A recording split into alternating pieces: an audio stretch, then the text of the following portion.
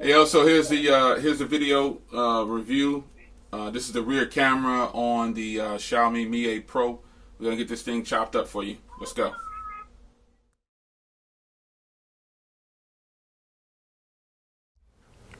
Hey guys, welcome back to another video. This is a kind of a review, a mini review for the Xiaomi Mi 8 Pro. Now this device right here, obviously, you know, I purchased the Mi 8 as well, but I've moved on to the Mi 8 Pro. And I've been pretty happy with this. I've actually been using this, boy, I don't know, more than 2 weeks, almost 3 weeks. So this is kind of a mini review for you, let you know how my thoughts on it and, you know, the things about it that I like, possibly dislike. So first thing I want to start with is the battery. Now let me get into the battery settings here and show you my screen on time and things like that. This actually does very well with screen on time. You have to go through a whole bunch, but there you have it, man. So I've got 5 hours and 39 minutes at this point, and the phone's been off the charger probably for almost a day, probably like almost 18 hours, and then I have 33% left. So that's actually really solid battery life for a phone with a 3,000 milliamp hour battery inside, and I think that's what really takes this phone to the next level for me. Optimization plays a huge part when people talk about battery life. Battery life is always dependent on the user, and then also it depends on how the phone is optimized. So the next thing I want to talk about with this phone is using this phone in the US. A lot of people often question whether or not these phones can be used in the US, and I tell you all the time that it can, and that I get full LTEs. Obviously I took my SIM card out for this video because I get so many messages. I don't want it to beep and vibrate through the whole video, but I get full LTE for the US. The bands this is the global version. I got this from GearBest. I have a link down below. So cellular service on here has been really good. I ran into an issue with text messages though. For some reason, people were text messaging me at one point. It only happened like twice. Like it was a couple days. It could be T-Mobile's network. It could be anything. Sorry about that. It could be anything. But you know, I ran into a situation where I just wasn't getting people's text messages, and I was like, what the heck? They like, I responded to you. I'm like, man. And so I just powered a cycle the phone, and then boom, the messages come back and you're good to go. But as far as LTE bands go, it's got a lot of them. It's got obviously band 1, 2, 3, 4, 5, 7, 8, 9, 12, 17, 20, 34, 38, 39, 40, 41. And you should get pretty good LTE coverage in the US. I'm using it on T-Mobile. It also works real good with Project Fi. It doesn't switch between them though. If you're going to ask about that with Project Fi, no, it doesn't. But cell phone service has actually been pretty good, and it's been really solid. SMS, everything works except for that one hiccup that I had. So yeah, that's it for cell phone coverage and things like that. Everything works great. Internet, it's all there. This phone has a 6.2 inch display, and I have the cutout at the top turned off because this is actually on Android Oreo 8.1. The Mi 8, the regular Mi 8 got Pi already, and it takes away that ability. Now, I don't normally have it turned off that much, but I do like the ability to turn it off. In fact, I just recently turned it off right before this video. So, you know, I just did it just to show that it still has that option, but I normally leave it turned on because I actually don't mind the cutout at the top. I like how it fills the screen, but this looks a little bit more uniform when it comes to this phone because you got this big cutout at the top. And you know, you got the proximity sensors and cameras and things up there and speaker. But you know, overall, this display is absolutely beautiful. It is a Super AMOLED display, and it is 1080p, so it has 402 pixels per inch for the techies out there. It is an HDR compliant screen, so HDR10 compliant screen, so it plays HDR10 footage with just ease. It's unbelievable how crystal clear it is. Let me turn on Wi-Fi so I can pull up a video here for you. So you can see what I'm talking about. It's really good. Let me turn the volume down. Speakers on here, if I could talk about a weak point, it's the speakers. The speakers on here, it's only just this one down here, and it doesn't sound that great, but it does in fact sound pretty decent for what it is, and that's just what it is. So you know, it's a nice sounding speaker. It's not the best. As you can see, there's HDR10, and since this is a 1080p display, that is the highest it can go. So if you look there, look at how beautiful this screen actually plays this content. It's absolutely fantastic. And I have the cutout turned off, so it's got like this little curve to each side, what makes it a little bit more uniform. This is beautiful. I don't know how well it comes across on camera, but it actually looks fantastic, and I've yet to have a problem with it for anything like that. Web browsing and everything on here. Let's go to OnePlus. Web browsing on here is nice and fluid. It's fast. I just don't have an issue with it. Everything's good. I don't have a problem with web browsing. It's blazing fast. It's good enough for me, and the size of the screen is actually pretty sweet, so that makes it all the better. Now, again, the weak point I found is definitely the bottom firing speaker. It would have been nice if they turned on stereo speakers up here. Would have helped a lot, but this speaker down here is extremely weak for what it is, and you know, I just wanted to have a little bit more enjoyment. But you can't hook up Bluetooth headphones, because another downside is this doesn't have a headphone jack, so they chose to take away the headphone jack in this one, and that's just what it is. They took it away, and we don't have one, so you gotta live with it. So but that aside, you know, the sound quality when you do hook up a Bluetooth set of earbuds is actually really good. I normally run Bluetooth with a watch, like full time with all of my devices, or something hooked to Bluetooth like all the time, and this phone is no exception. So I was running actually the new watch right here that I was reviewing. I've been running that hooked to it, and I haven't had any difference in battery. It's been really good. This has 8 gigs of RAM and 128 gigs onboard storage. There's no SD card slot, so no removable memory, but it does have 8 gigs of RAM and 128 gigs of storage, and that is more than enough for the average consumer. You know, this phone will run you about $550 or so, so it's really strong in that area. I think $550. You can get it on sale for $499. So check the link in the description to check the current pricing.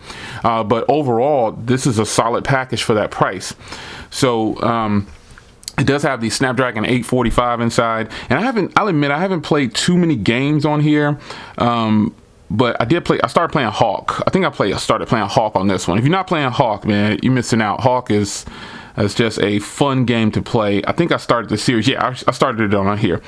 So this is a child's play game. You're gonna think this game is probably just not even worth playing, but you know, I'm not a gamer on phones, you know what I'm saying? I prefer to play on a bigger screen. If I do some gaming, I don't game very much at all, but if I do, I want to play on something that's huge with the screen size, so I can get some enjoyment out of it. So, but this game plays very well on this phone. Hawk is not a graphic intensive game, you know, and just the fact that this has the Snapdragon 845, it's going to milk most even high intense games. It's going to milk them like it's nothing, man. So you know, gaming on here can be fun because the Snapdragon 845 with 8 gigs of RAM, most gaming phones have that option. And in the settings here, I found something in the accessibility to help with gaming, game speed booster. So you turn this on,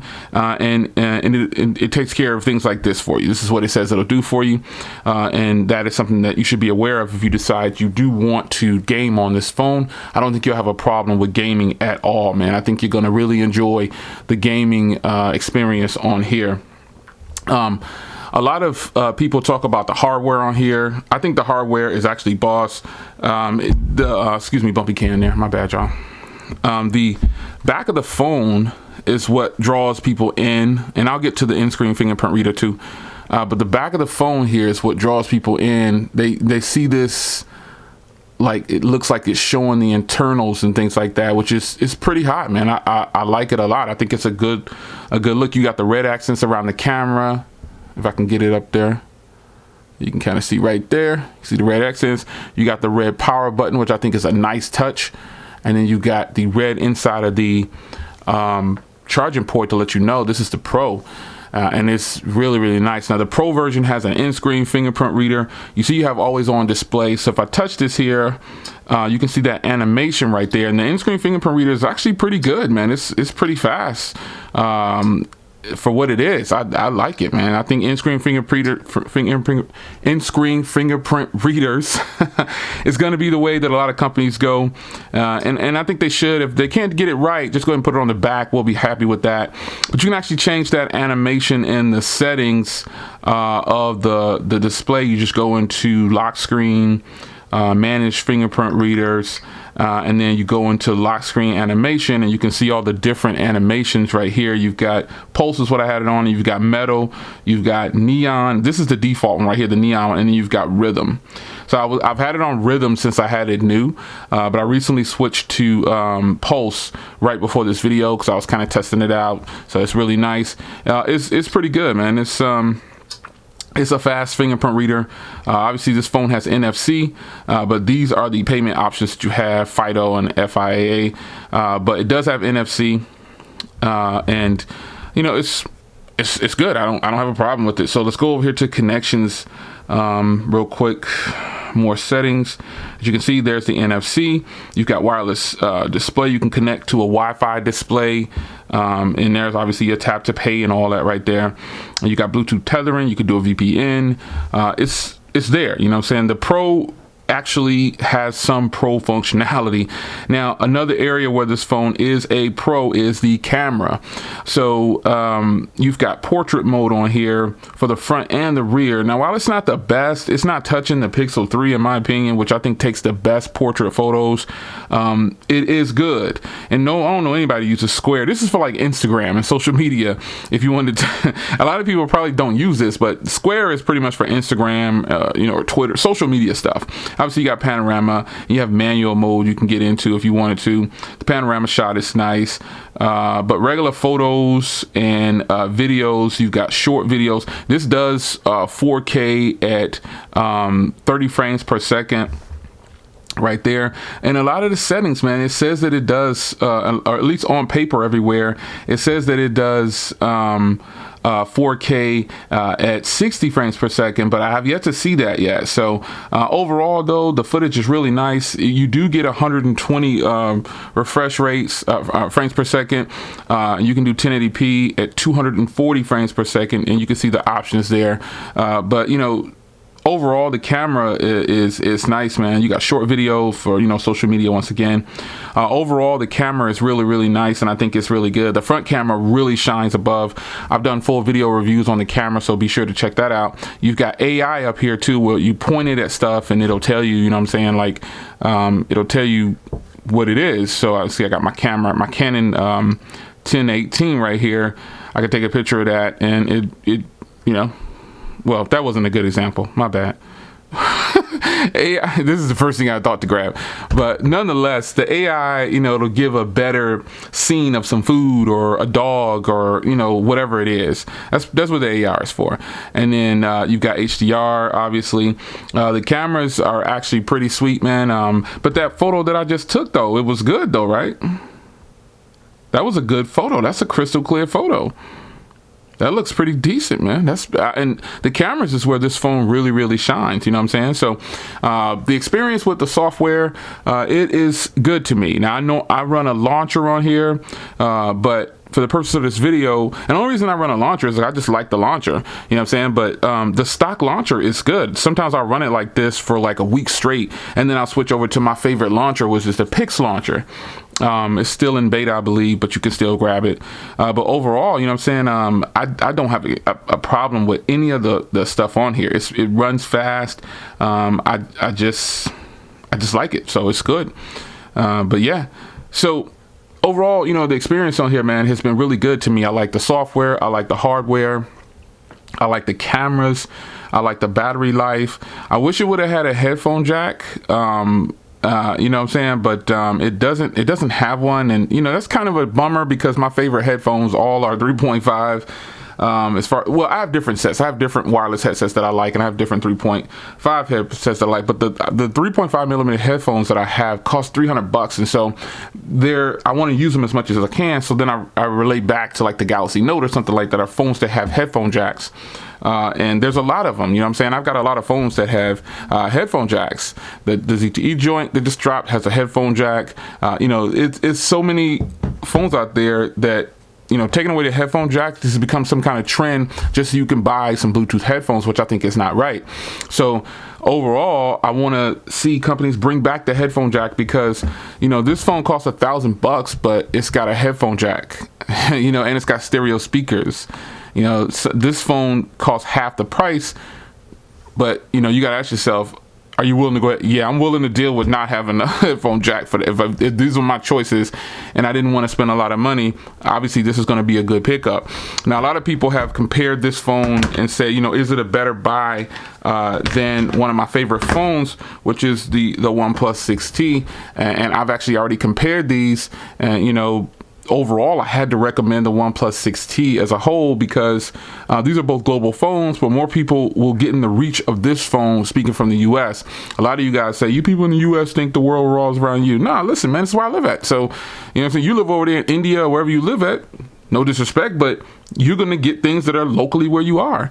And so this phone is within my reach, and I'm going to take it. I think it's a hot buy, because I'm the type of reviewer that I like to experience all types of phones. I don't just want to be limited to what's in the US.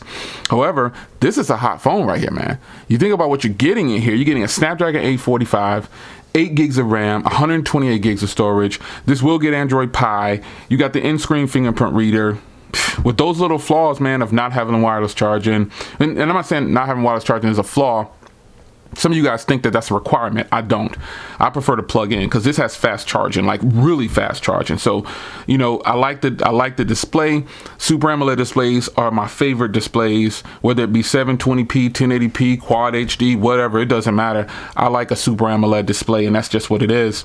And this build quality is a beautiful setup. Just a little the small hints of red here, red there, red on the back of the camera module. You can see the little fake internals, a little red peeking through, little fake carbon fiber. This is hot, man. This is a hot design. And what do you say to something like this? How do you combat something like this with such a good price? It's just what it is, man. You want to save a lot of battery? Switch it over to a black wallpaper full time. You will save a ton of battery. I'm not a fan all the way of the black wallpaper sometimes, but yeah, man, this is the hotness, man. This is the hotness. These are good phones that you can grab and get them sent over here to the US to you. There's a lot of people that are using Xiaomi devices over here because they're getting full LTE. These don't work on Verizon or Sprint or the CDMA carriers, but it definitely works on every other carrier, and you should be able to get full LTE. Now, one thing I didn't mention about the hardware is it actually has the 7000 series aluminum frame, so this is pretty tight, man. They put a lot of time and effort into this hardware, and it deserves some respect, man. This is a beautiful piece of hardware, and it's an overall great phone. So there it is, man. It's your man Jay. Want to give you a little review. It's been almost 3 weeks with this thing, and obviously I've already reviewed the Mi 8. But this one has some more subtle differences, like the in-screen fingerprint reader has a smaller battery. So you would think you wouldn't get good battery with this, but you actually do. You know what I'm saying? I've been grabbing about 6.5, 7 hours of screen on time with this phone, and I anticipate doing it again.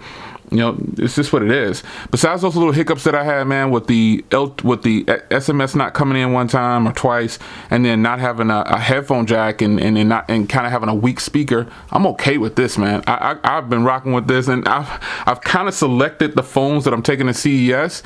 And this one is not out of the window. You know what I'm saying? So it's your man Jay. I hope you enjoyed, man. Kind of a full review or updated review on the Mi 8 Pro by Xiaomi. I love this phone.